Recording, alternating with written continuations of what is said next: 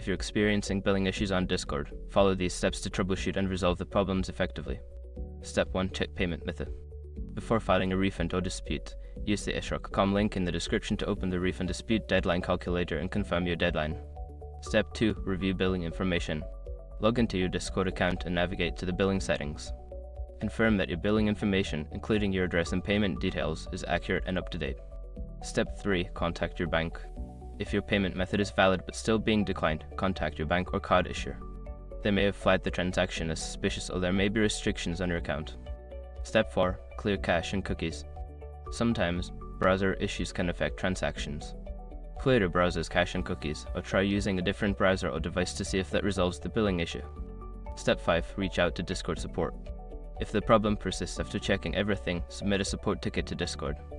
Provide detailed information about the issue, including any error messages, to help them assist you more effectively. By following these steps, you should be able to resolve any billing problems you encounter on Discord.